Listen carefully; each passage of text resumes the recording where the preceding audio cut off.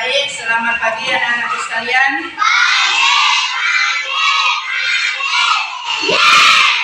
Apa kabarnya?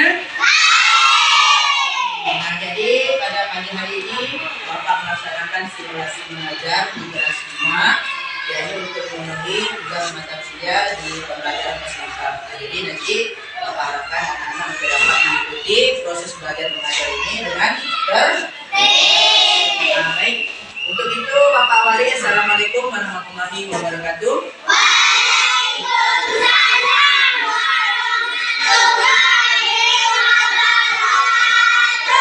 Jadi untuk memulai proses belajar mengajar kita pada pagi hari ini, marilah kita berdoa sesuai dengan agama dan kepercayaan kita masing-masing.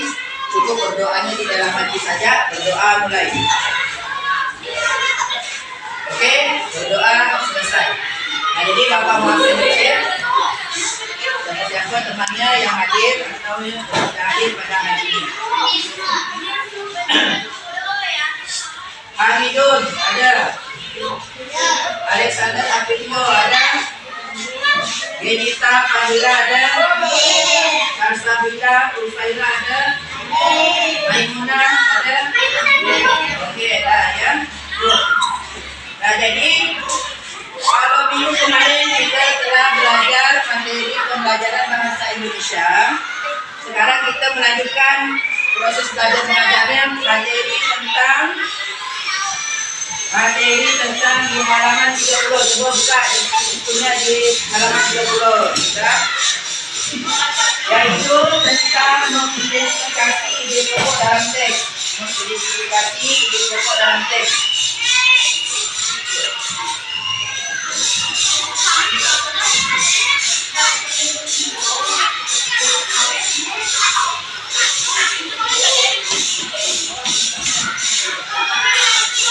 Identifikasi ide pokok dalam teks. Ada apa saja di dalam ide pokok itu? Yang pertama, kita mesti menentukan yang namanya sebuah teks.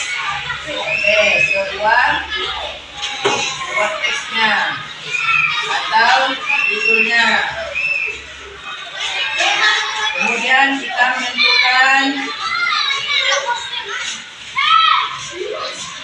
ide pokoknya. Nah, baik, jadi Bapak harapkan nanti anak-anak setelah mengikuti pembelajaran menentukan ide pokok ini, Bapak harapkan anak-anak dapat menyebutkan tema yang berkaitan dengan teks ide pokok tersebut. Kemudian yang kedua, tujuan pembelajarannya Bapak harapkan nanti anak-anak dapat menceritakan kembali ide pokok yang terdapat di dalam satu teks. Nah, oke, sekarang Bapak minta satu orang dulu untuk dibacakan. Di halaman 30, nah, coba kamu bacakan ini, Maimunah.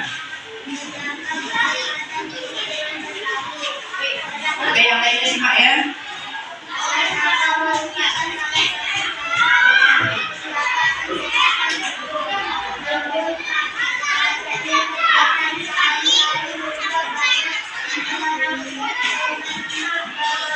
Oke, stop. Nah, coba kamu lanjutkan, bisa. Lain.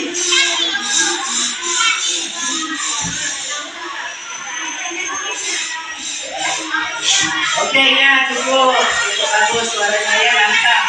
Nah, jadi dari teks tersebut yang sudah dibacakan kawannya, tentunya kalian juga sudah menyimak semuanya.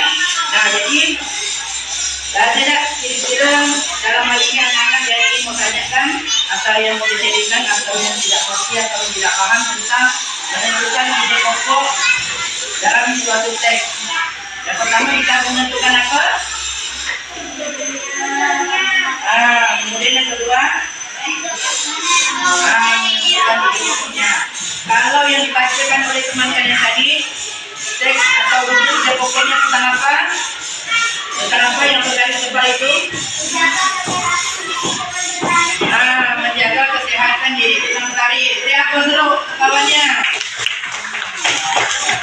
Kemudian cara kita menentukan ide pokoknya dengan cara apa? Tuh, ambil kalimat utamanya. Kalimat utamanya adalah apa? Itu kamu bacakan.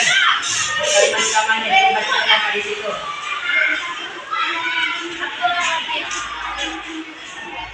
Oke,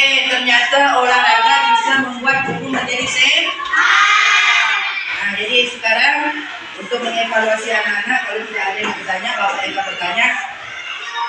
Sebutkan salah satu cara untuk kita menjaga kesehatan tubuh. Ada yang bisa? Angkat tangannya. Siapa namanya bisa? Ya. Apa? Oke, makan yang teratur. Ada lagi yang lainnya? Ada lagi yang lainnya? Makan minum yang teratur. Kemudian yang apa lagi? 4 sehat, 5 sempurna. Mesti ada susunya, ada dagingnya, ada sayur-mayurnya. Kemudian yang lain ada lagi? Tidak ada. Oke. Baik, terima kasih atas kebersamaan anak-anak untuk melaksanakan proses belajar mengajar pada pagi hari ini. Atas kesempatan waktunya Bapak terima kasih. Barangkali proses belajar mengajar kita sampai di sini dulu. Assalamualaikum warahmatullahi wabarakatuh.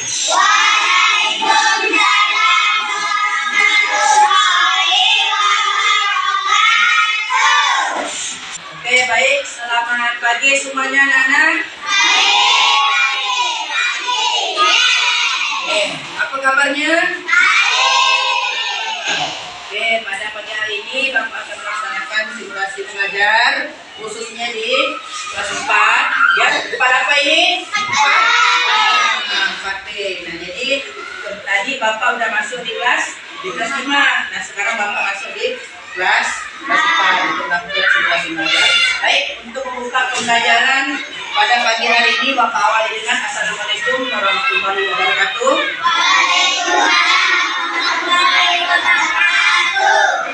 Untuk mengawali proses belajar mengajar kita pada pagi hari ini, marilah kita berdoa bersama-sama sesuai dengan agama dan kepercayaan kita masing-masing.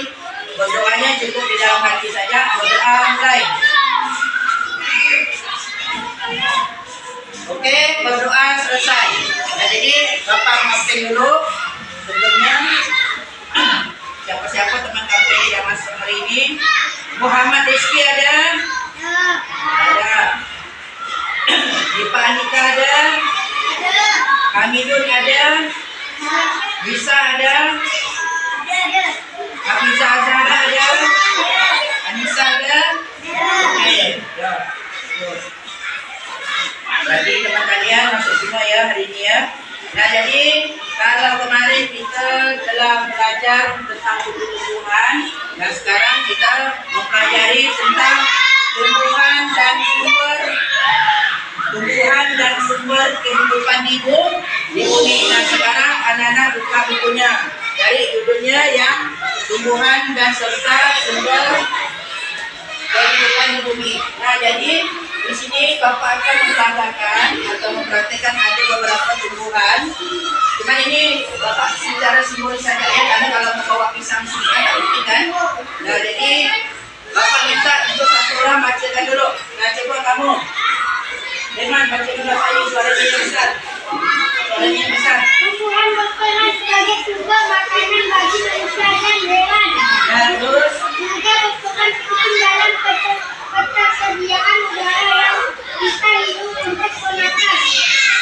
Di bidang tumbuhan sangat penting keberadaannya di bumi. oke, nah cukup. Sekarang kita mesti menentukan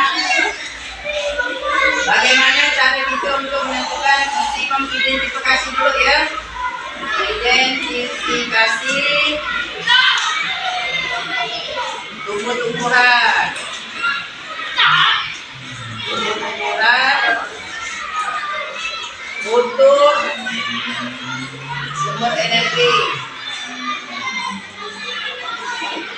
Kemudian yang kedua, kita mendistribusikan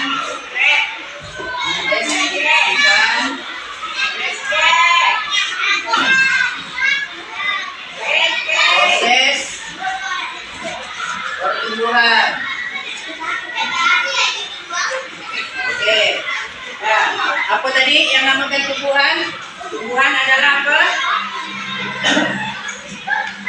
Tumbuhan adalah apa tadi? Jadi baca kawannya. Tumbuhan adalah sebagai sumber makanan dan yang berenergi, ya.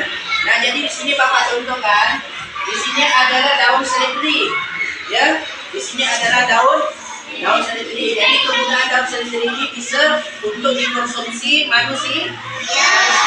Demi untuk apa? Untuk menambah energi yang ada pada tubuhnya. Nah, dan kemudian di sini juga, ini Bapak secara simbol saja.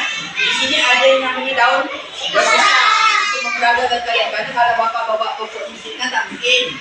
Nah, jadi penggunaan daun pisang ini juga memiliki fungsi. Bisa dimakan?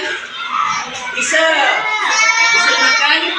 Bisa untuk menambah tubuh hewan atau berupa kambing. Ya, kalau kambing boleh makan ini, kalau kita tak boleh. Ya, berarti dia juga berfungsi untuk tumbuh-tumbuhan. Ya, nah. Kemudian di sini kita mengidentifikasi tumbuh-tumbuhan untuk sumber energi. Manusia perlu tumbuh-tumbuhan, perlu buah-buahan. Kita sebutkan apa saja? Itu sayur-sayuran, buah-buahan berupa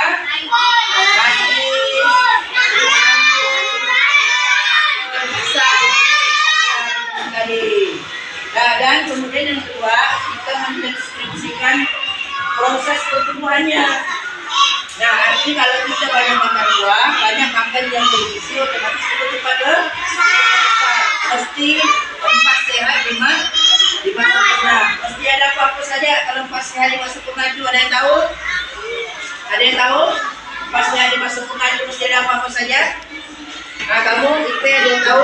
Tempat sehat di masa sempurna seperti mesti ada daging-dagingnya kan? Nah, kemudian apa lagi? Mesti ada apa? Sayur-sayurnya. Kemudian mesti ada apa lagi? Buah-buahnya. Kemudian ada apa? Oke, dilengkapi dengan susu dan nasi dan lain sebagainya. Nah, baik, anak-anak sekalian, ini sebagai contoh daun seledri bisa digunakan untuk apa? Untuk campuran makanan, untuk membuat sayur. Dan ini untuk kebutuhan manusia ini juga memiliki fungsi ya. Nah, kalau berjalan bisa bertumbuh. Nah, tapi bukan itu tujuannya, tapi itu untuk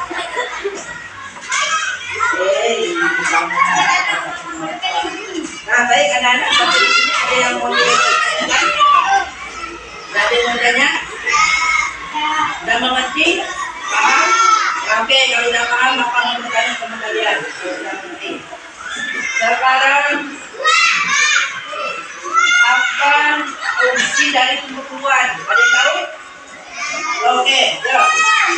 Fungsi dari tumbuh-tumbuhan adalah untuk apa? Ya, kalau itu dia pasti dimakan. Kalau sudah dimakan mesti apa? Menambah energi. Oke, yang lainnya ada lagi? Fungsi dari tumbuh-tumbuhan? Ya, ada yang tahu? Fungsi dari tumbuh-tumbuhan apa?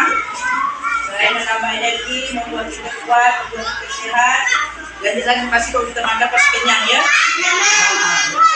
Baik, kalau anak-anak tidak ada yang mau dipertanyakan lagi, itu hanya sebatas feedback saya dengan kalian, sehingga bahwa setahu kawan saya mengetahui sejauh mana anak-anak tidak mau membaca Bapak tersebut. Oke, baik, kalau tidak ada yang mau bertanya, Bapak tutup sampai di sini saja proses belajar mengajar kita pada pagi hari ini. Terima kasih atas kebersamaan anak-anak di kelas 4 yang mana telah bersama Bapak untuk melaksanakan proses belajar mengajar yang mudah-mudahan ini menjadi suatu keberkahan bagi kita semua. Untuk mengakhiri pembelajaran kita pada pagi hari ini, Bapak akhiri dengan Assalamualaikum warahmatullahi wabarakatuh.